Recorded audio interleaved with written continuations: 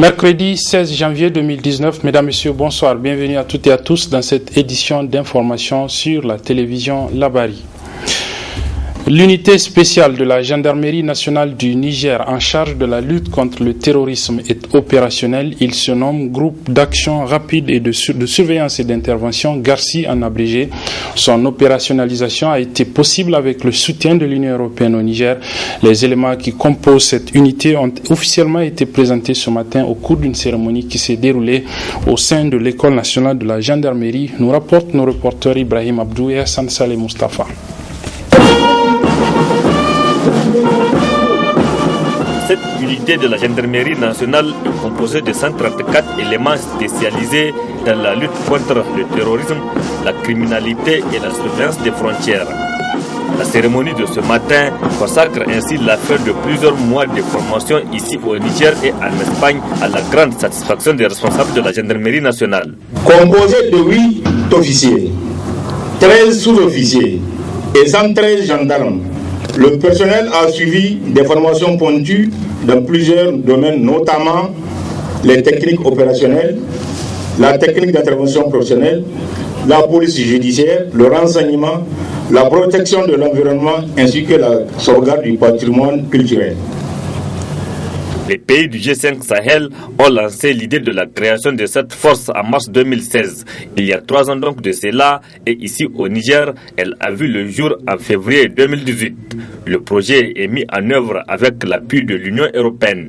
L'engagement sans faille de la gendarmerie nationale et également de l'ensemble des forces de sécurité nigériennes est très important. Et nous le connaissons en tant que partenaire ici sur le terrain, nous le voyons, d'où l'attention et l'engagement dans ce partenariat pour continuer et pour développer cet appui qui permettra la réalisation des missions de forces de sécurité, de contrôle et de sécurisation du territoire national. Des démonstrations sur le self-control et des exercices de simulation sur l'attaque d'un convoi de la gendarmerie par les terroristes ont été présentés à l'assistance.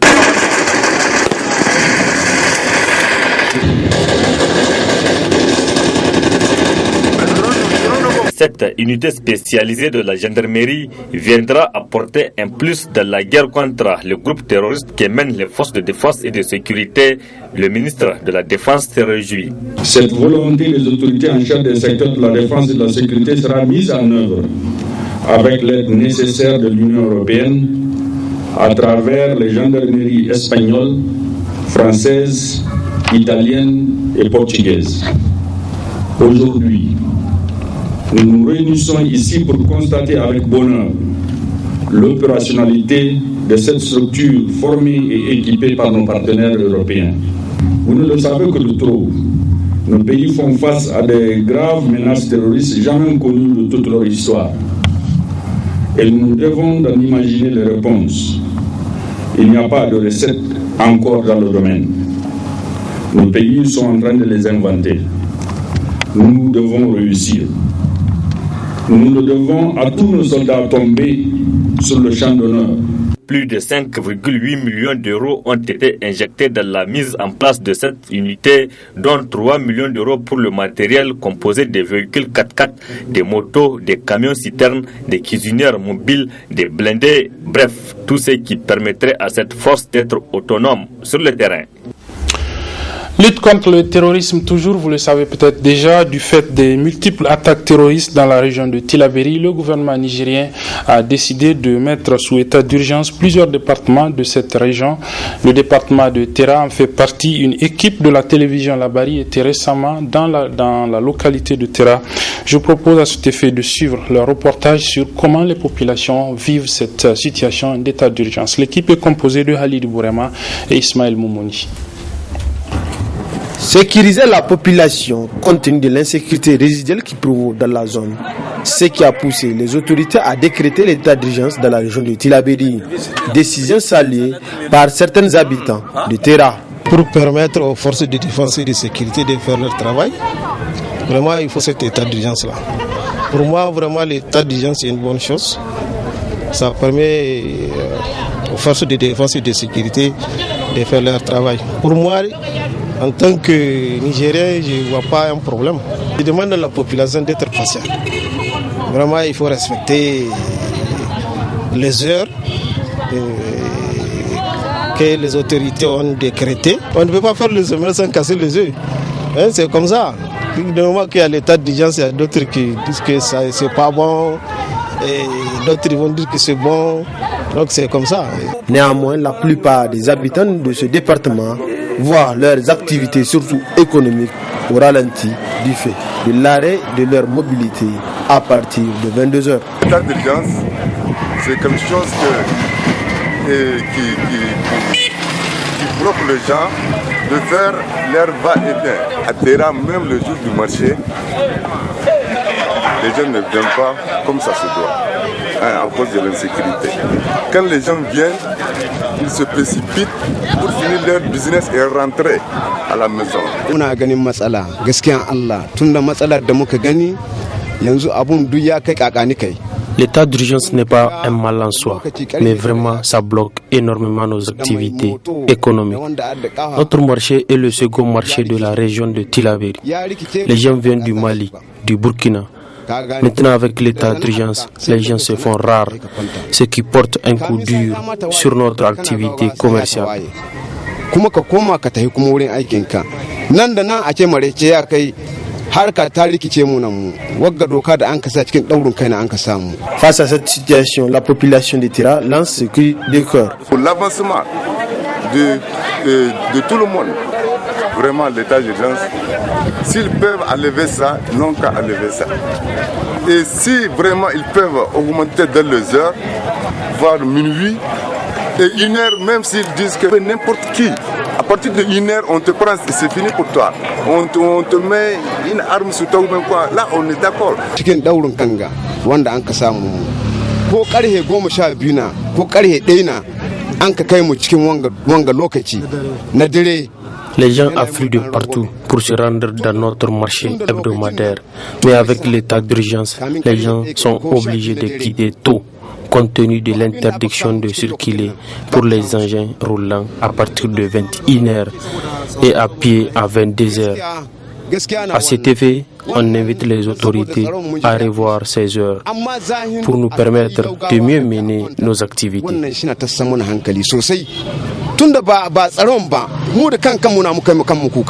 C'est un devoir pour un État de sécuriser la population. Mais les autorités ne doivent pas perdre de vue aussi les activités que mène la population pour assurer leur survie. De ce fait, le gouvernement doit créer toutes les conditions afin d'éviter la misère à ceux-là qui gagnent leur vie à la sueur de leur front. Un nouveau syndicat dans le monde de l'enseignement supérieur et de la recherche au Niger, c'est le syndicat autonome de l'enseignement supérieur public, le SINASUP. Les initiateurs de ce syndicat disent vouloir défendre davantage les intérêts matériels et moraux des enseignants, chercheurs et des chercheurs des universités publiques de notre pays. On voit cela dans ce reportage de Chebou Guisso et Adamou Soumana. Le paysage syndical s'agrandit au sein de l'enseignement supérieur nigérien avec l'avènement du syndicat autonome de l'enseignement supérieur public, SINASUP, qui a vu le jour le 5 janvier 2019. Un syndicat, le deuxième du genre dans le monde universitaire nigérien, dont les initiateurs ont bien voulu donner les raisons de sa création. L'enseignement supérieur traverse des difficultés qui interpellent l'ensemble des acteurs. Donc, par rapport à ce problème, je dirais, depuis un certain temps, on constate qu'il y a une certaine léthargie syndicale qui est constatée. Et au point où, évidemment, la première mission, qui est la défense des intérêts matériels et moraux des militants, n'est pas totalement garantie. Qu'est-ce qui est à la base de cette situation inédite? Je dirais, il y a 3 éléments que je vais énumérer. Il y a énormément de points, mais je m'en tiendrai juste à ces 3 points. Premièrement, il y a le manque ou bien le déficit même de communication. Et dans un cadre syndical, la communication doit quand même être l'élément qui lie l'organe dirigeant à la base. Le deuxième élément, c'est qu'il y a le non-respect, je dirais, des règles qui régissent évidemment le cadre. Et vous savez très bien qu'un syndicat ne peut être respecté que quand il est en mesure et d'organiser et de respecter les règles qu'il a sciemment décidé d'adopter. Et troisièmement, je dirais qu'il n'y a pas la solidarité syndicale. Les problèmes des uns ne semblent pas préoccuper les autres. Le SYNASUP se veut déjà un syndicat d'envergure nationale. Ce syndicat, il est créé, je dirais, le 5 janvier, mais le travail a été fait en amont. Ça fait beaucoup de mois qu'on est en train de travailler dans ce sens et on a contacté le maximum de camarades et c'est parce qu'on a eu leur accord qu'on est engagé. Donc on a pris le contact et on a évidemment des points focaux un peu partout et le travail a déjà commencé et je crois au dynamisme parce que quand nous l'avions créé, c'était juste offrir un cadre syndical dynamique qui ne laisserait aucun militant évidemment pour un laisser pour compte. Bon vent à ce tout nouveau syndicat dont l'avènement dans l'enseignement supérieur public au Niger serait sans nul doute d'un apport positif dans la défense des intérêts matériels et moraux des universitaires nigériens. Syndicalisme toujours et toujours dans le domaine de l'éducation avec cette assemblée générale que prévoit d'organiser demain le syndicat national des agents contractuels et fonctionnaires de l'éducation de base du Niger, le SYNASEP, au niveau de la maison des jeunes Diado Sékou de Niamey, une assemblée générale d'information de la base sur la situation actuelle des revendications de ce syndicat, comme nous le dit ici un des membres du bureau exécutif national du SYNASEP, M. Issaka Oumarou. Depuis la rentrée à aujourd'hui, ça fait 4 mois pratiquement que nous n'avons pas engagé de mouvement, que nous n'avons pas vraiment effectivement été sur le terrain, tout simplement parce que nous savons l'impréparation avec laquelle les autorités ont l'habitude de débuter l'année scolaire et finir toujours par rejeter la mauvaise performance sur les structures syndicales. Nous avons décidé cette année de donner un temps au gouvernement pour voir si réellement ils sont animés de bonne foi, puisque c'est pas que les structures syndicales, c'est pas que le SYNASEP n'a pas de problème, mais en réalité c'est parce que nous voulons montrer notre bonne foi, nous voulons donner du temps au gouvernement, mais malheureusement depuis 4 mois aujourd'hui c'est le statu quo, rien ne bouge. C'est pour cette raison que nous avons décidé d'appeler tous nos militants à travers une assemblée générale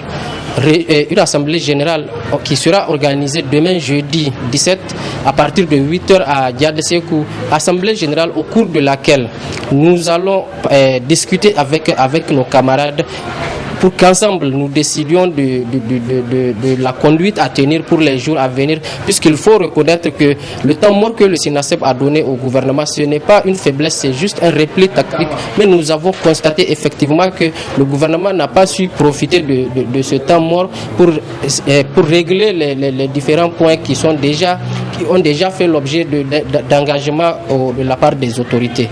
Donc nous appelons l'ensemble des militants du SYNASEP de passage ou résidents à Niamey à participer massivement à l'assemblée générale qui sera organisée demain jeudi à Diado Sékou, pour qu'ensemble nous décidions de la conduite à tenir, pour qu'enfin nous entrions vraiment dans la lutte syndicale au titre de l'année 2018-2019.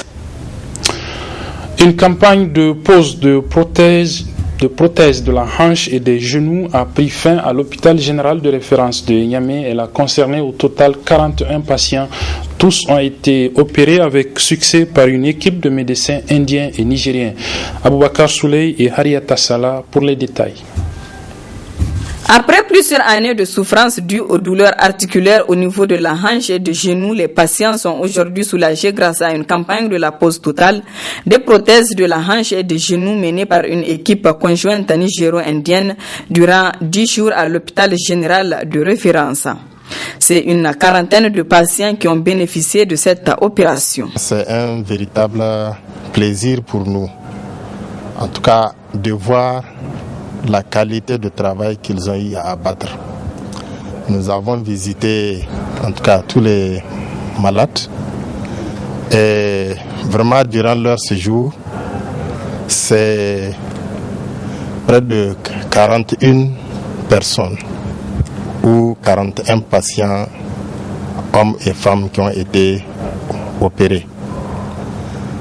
Ces patients, j'allais dire, il y a quelques jours de cela, ou quelques mois de cela, pour pouvoir bénéficier de ces interventions, il faille qu'on leur fasse un bulletin ou un dossier d'évacuation. Parce que toutes ces évacuations avant là se faisaient à l'extérieur. Et voilà, aujourd'hui, l'arrivée de cette équipe indienne nous a permis d'opérer autant de malades que nous voulons et en peu de temps et dans leur milieu social. Les patients qui ont subi l'opération remercient l'État du Niger pour cette prise en charge qui leur a redonné l'espoir de marcher. J'avais une opération de protège. C'est vraiment dur parce que j'ai passé plus de combien de mois d'attente ce moment-là. Et aujourd'hui, Dieu m'a souri quand même, il m'a aidé. Et ça s'est bien passé. Avant, je ne pouvais même pas marcher. Je marchais à peine. Et maintenant, ça va. Oui. Kuma muna sai dai godiya ga Ubangiji kuma muna ma manyan godiya da suka kama muna suka ba mu wannan. Nous remercions le bon Dieu ainsi que les autorités pour cette opération. Avant, je ne marchais pas, mais maintenant, avec la prothèse de mon genou, ça va beaucoup mieux, j'arrive à marcher.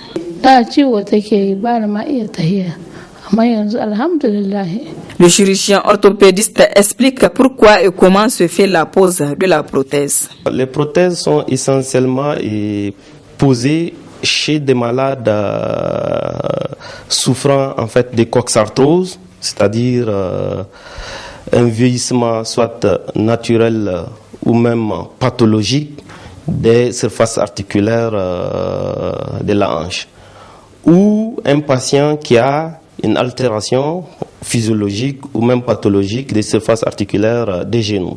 Tout ce que nous avions en fait posé, c'est des implants en fait de qualité. Nous ne craignons pas non seulement la survie pour la prothèse et aussi la durée même de la stabilité prothétique. Les résultats étaient tout à fait spectaculaires parce que c'est des patients qui marchent à J, un post-opératoire.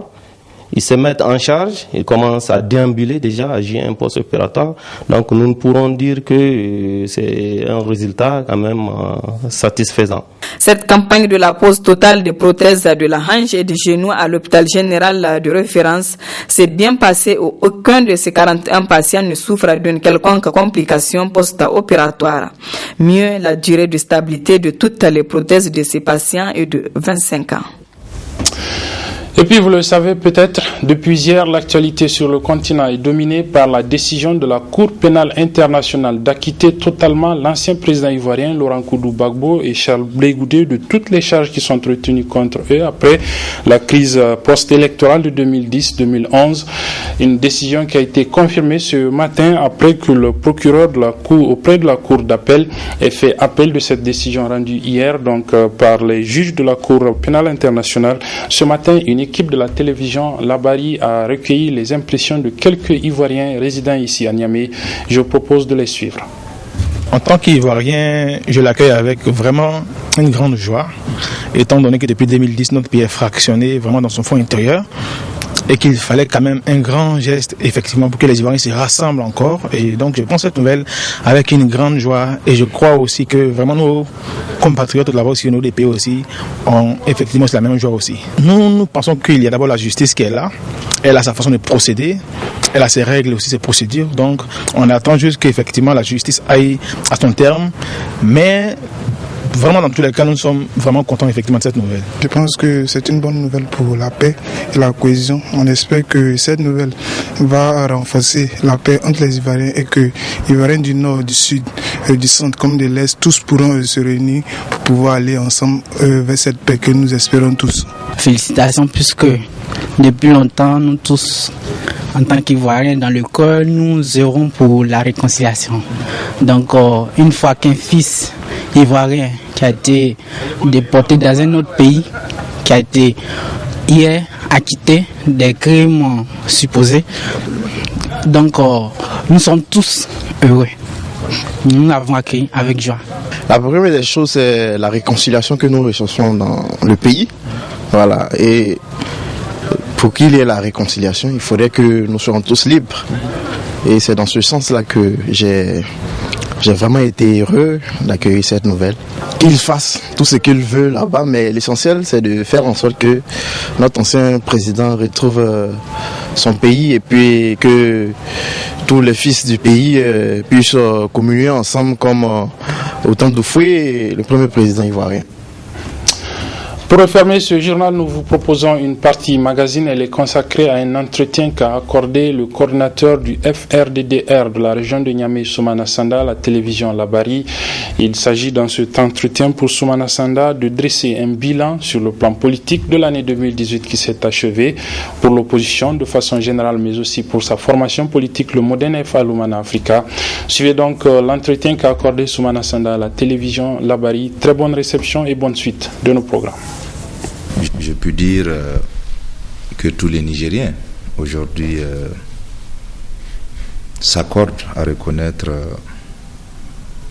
que l'année 2018 aura été l'une des pires de cette année d'existence de la Renaissance, tant sur le plan politique, économique et socio-culturel.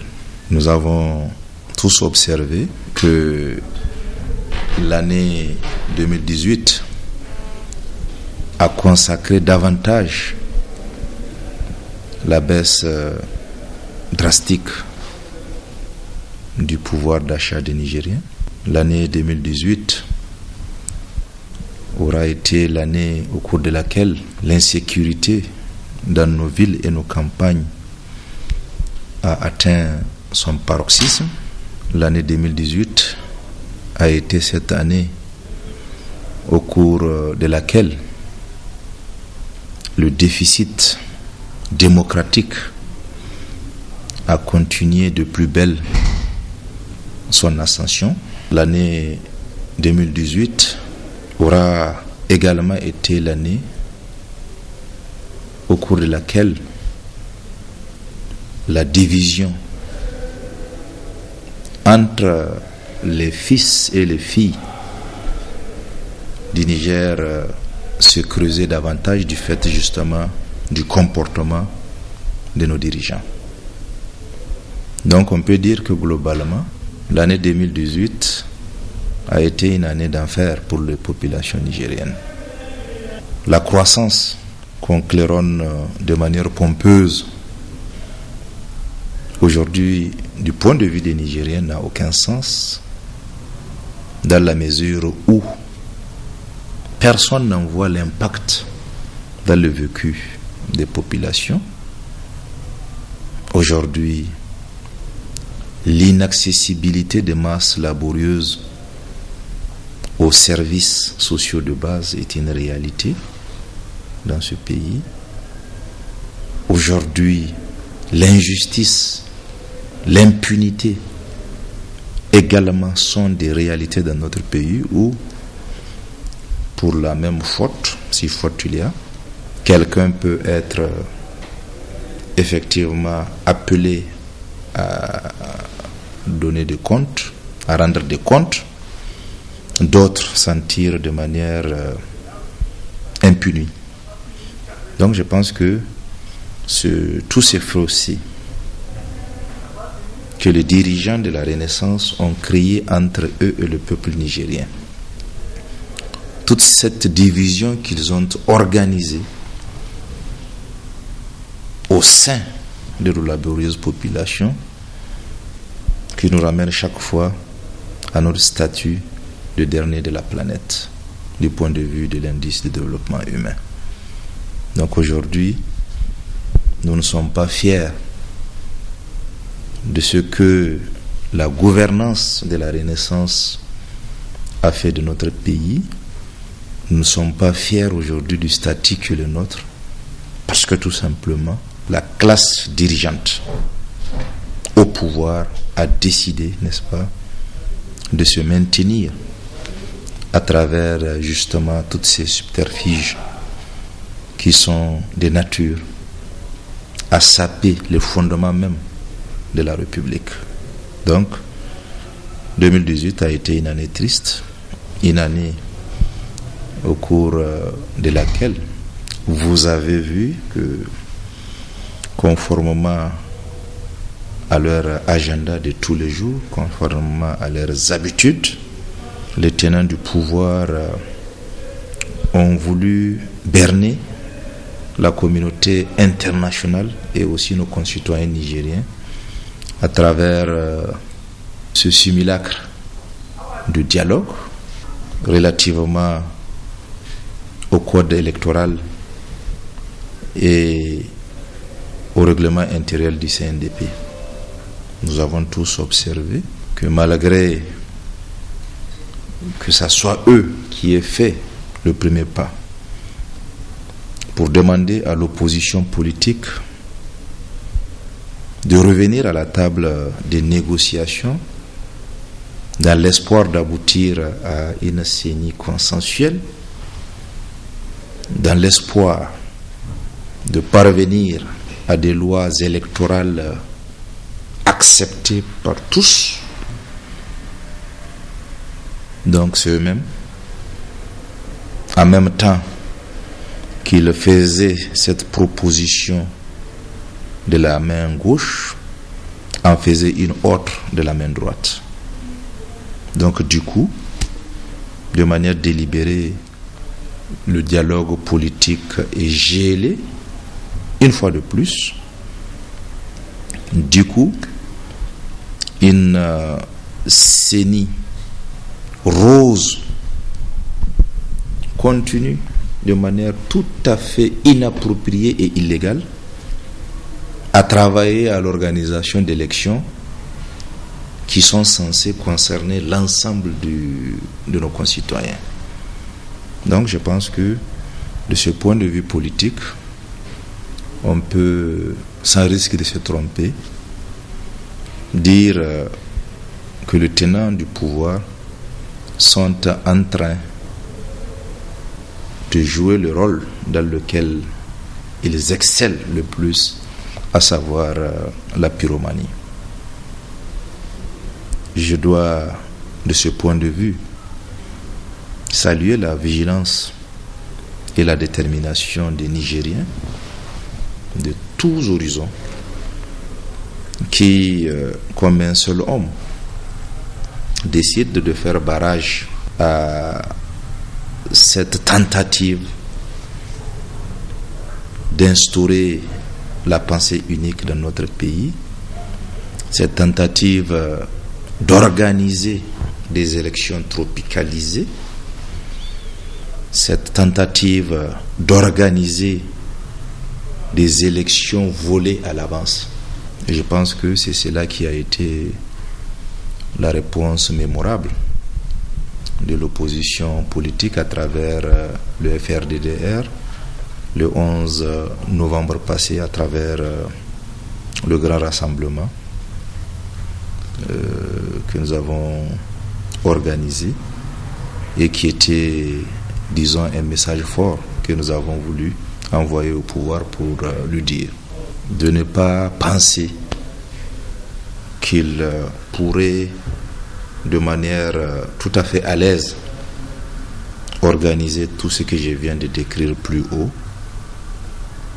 parce que le peuple nigérien est jaloux de ses acquis démocratiques arrachés de haute lutte.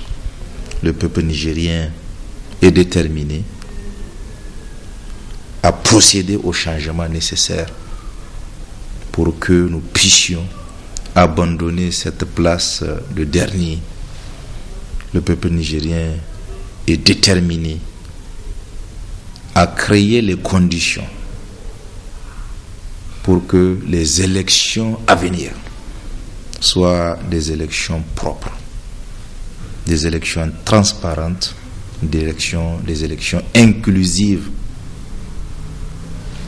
tant dans la préparation que dans la proclamation des résultats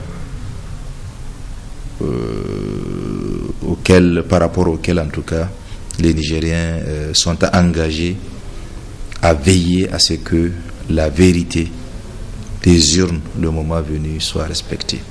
Et comme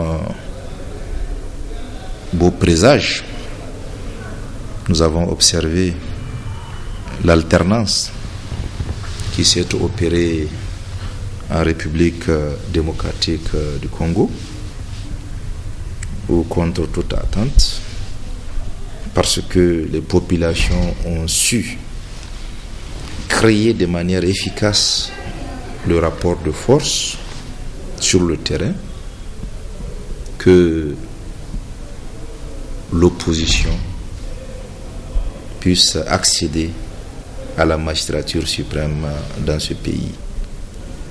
Donc, c'est dire que cela est possible au Niger, c'est dire que cela va se passer au Niger, parce que tout simplement aujourd'hui, tout le monde est fatigué de la gestion actuelle, parce que tout simplement aujourd'hui, le pouvoir actuel n'a plus rien à proposer aux Nigériens, parce que tout simplement, depuis que ce pouvoir est en place, les Nigériens ne font que souffrir. Les Nigériens ne font que se lamenter. Les Nigériens ne font que voir la paupérisation de leur environnement s'amplifier. Donc je pense que 2018 a été une année catastrophique comme les précédentes, mais 2019, je puis vous assurer, sera une année de lutte afin que la vérité, afin que la justice, afin que la démocratie et l'état de droit soient respectés, afin que la République soit respectée. 2018 a été aussi l'année de la lutte contre le terrorisme, notamment dans certaines régions de la Gare et d'Ivoire. Et vous, à votre niveau, comment vous avez apprécié la façon dont le pouvoir en place gère cette affaire sécuritaire? Voyez-vous, depuis des années, nous ne faisons que courir derrière le problème sécuritaire. Nous ne faisons que subir de manière impuissante des attaques de ces groupes terroristes. Nous ne faisons que pleurer nos morts. Nous ne faisons que observer nos concitoyens tomber comme des mouches du fait justement de cette insécurité, du fait de ces attaques terroristes. Et paradoxalement, pendant toutes ces années, les budgets affectés à la sécurité n'a fait que grimper. Récemment, nous avons observé que nos forces armées sont en train de passer à l'offensive. Moi, je pense que c'est un acte qu'il faut saluer, mais dire que nous avons perdu beaucoup de temps à être sur la défensive et que toutes ces situations ont été de nature à créer une certaine psychose au sein de nos concitoyens. Vous avez donné l'exemple de Tillabéri et de Difa. Je pense que la solution ne devrait pas être uniquement mettre en place un système d'état d'urgence pour pallier la menace, parce que tout simplement nos régions ont besoin aussi de faire tourner leur économie, parce que tout simplement nos concitoyens ont besoin de continuer à jouir de ce droit universel d'aller et de revenir.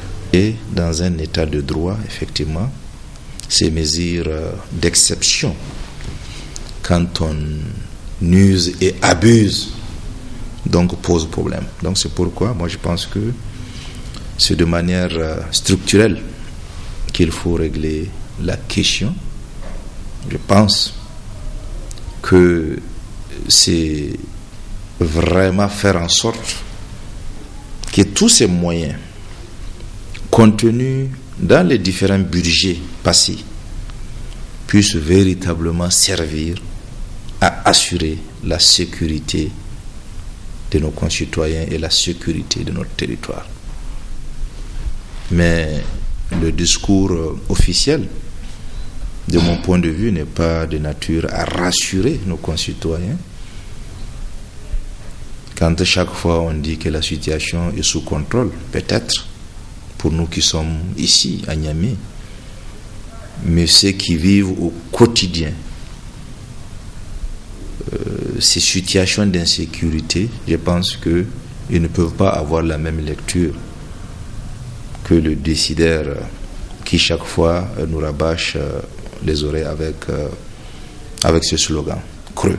Sur le plan sécuritaire, un gros effort doit être fait parce qu'au Niger, nous ne sommes pas habitués à ce genre de situation où des villages quittent pour aller s'installer ailleurs parce que tout simplement l'autorité publique n'a pas le moyen ou la volonté de les protéger. Au Niger, nous n'avons pas l'habitude de voir ces attaques au quotidien que nos concitoyens ici même dans la capitale subissent. Au Niger, nous n'avons pas l'habitude de ces atrocités. Donc je pense que par rapport à cette question, véritablement, des efforts conséquents doivent être faits. En 2021, nous serons donc en pleine élection et déjà nous sommes en 2019. Et quels sont les projets de l'opposition et particulièrement de Lumana en perspective à ces élections? Qu'est-ce que vous êtes en train de faire ou qu'est-ce que vous avez prévu courant cette année 2019? Courant cette année 2019, nous avons prévu de mobiliser les Nigériens. D'Ayoru à Bilma, de Terra à Difa. Parce que tout simplement aujourd'hui, nous sommes tous arrivés à la même conclusion qu'il faut sauver ce qui reste du Niger. Parce que tout simplement aujourd'hui, nous sommes tous arrivés à la conclusion que la mission qui est devant nous est une mission de salut public. Donc nous avons décidé au niveau de l'opposition de manière générale et de Lumana en particulier de créer les conditions pour que le pouvoir actuel installe les conditions d'organisation d'élections qui ne seraient pas des élections truquées. Pour que tous les candidats nigériens puissent de manière libre et volontaire participer à ces élections-là. Où vont les choses sur ces plans? Vous y croyez vraiment à ce que cela soit? Mais nous allons l'imposer. Je ne dis pas que c'est de gaieté de cœur que le pouvoir le ferait. Parce que l'accepter, c'est accepter de ne plus être là en 2021. Donc ils feront tout justement pour qu'il n'en soit pas ainsi. Mais nous, notre devoir est de créer les rapports de force, comme Bazoum nous l'avait conseillé, afin que nous puissions parler le même langage que eux comprennent.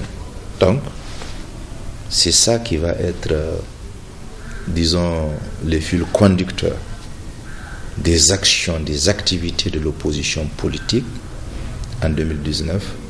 Et c'est à travers cela que nous allons redonner confiance au peuple nigérien. C'est à travers cela que nous allons créer les conditions pour que les Nigériens continuent à croire à la classe politique. Après l'échec patent, n'est-ce pas, de la Renaissance. Oui, honorable, nous sommes en 2019 maintenant. Quels sont vraiment les vœux simplement du président du parti qui est actuellement en exil, qui ne se trouve pas sur le territoire. Quels sont ses vœux au cours de cette année aussi? Je crois que le président Hama Amadou a, comme à l'habitude, adressé ses vœux aux populations nigériennes. Le président Hama Amadou, aujourd'hui, est le mieux placé pour comprendre la situation délétère dans laquelle végètent les Nigériens. Et il est prêt à les en sortir, pour peu que tout le monde adhère au projet de société qu'il présente, pour peu que tout le monde accepte de faire la lutte qui libère. Le président Hama Amadou, aujourd'hui candidat déclaré de 2021, pense avoir la solution ou les débuts de solution aux différentes préoccupations qui sont aujourd'hui celles des populations nigériennes. Je crois que aucun Nigérien n'en doute, puisque on l'a vu à l'œuvre à maintes reprises, et pour cela il demande aux Nigériens de ne pas laisser la fatalité prendre le pas sur leur engagement et sur leur détermination à faire le changement nécessaire pour le développement socio-économique de notre pays. D'accord. Pour finir avec vous, maintenant, quel est votre message à l'endroit de la classe politique nigérienne en général et des Nigériens aussi? Vous savez, aujourd'hui, la classe politique nigérienne est composée de deux blocs. Nous, de l'opposition, les non-affiliés et tous les autres partis politiques. Aujourd'hui, nous avons les mêmes préoccupations, même si nous avons plus de liberté pour les exprimer.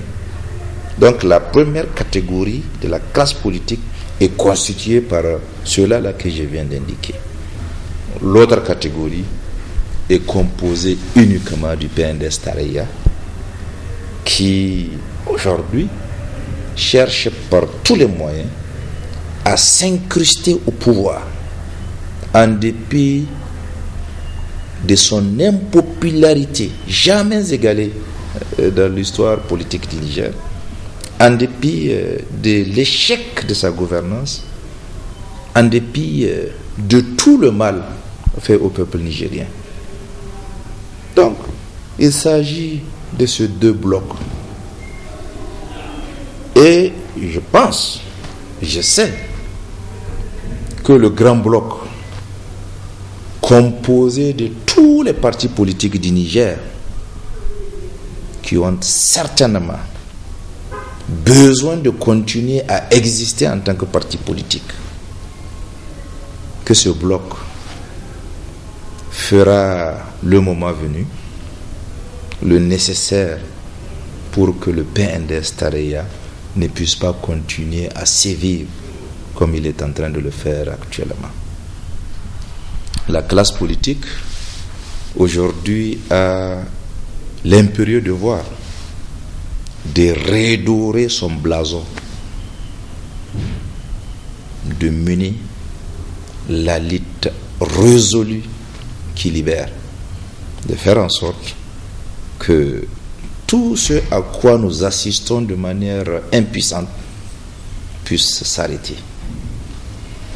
Aujourd'hui, le dernier scandale auquel nous avons assisté, c'est la mise en concession de l'hôtel Gaoué.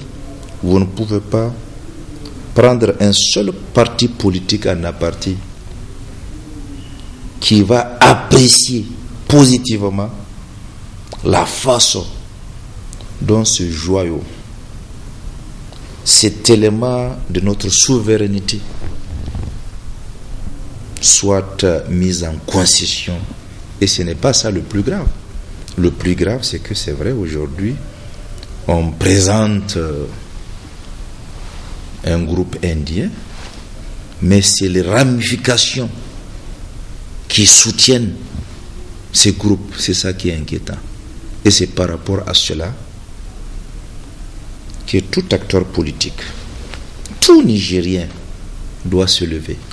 Parce que nous sommes une république et le Niger n'est la propriété de personne.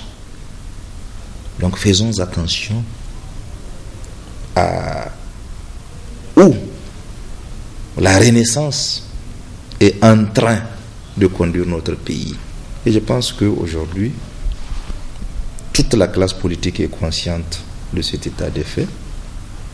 Même si vous voyez que la décision par rapport à l'hôtel Gawai est prise, mais que l'acharnement, c'est sur le pauvre ministre du tourisme, tout simplement, parce que il n'est pas du PNDS Taraya, mais du MNSD Nassara. Donc c'est de vous dire qu'il y a une situation, disons, conflictuelle au sein même de la majorité au pouvoir, qui doit interpeller ceux qui continuent à suivre aveuglément, à se faire une raison et à se dire qu'au bout du compte, ils aspirent à avoir la même chose que le PNDS Taraya qui aujourd'hui travaille au quotidien à les anéantir. Donc j'en appelle à un sursaut de la classe politique. J'en appelle à un sursaut du peuple nigérien afin que nous puissions arrêter la descente programmée aux enfers.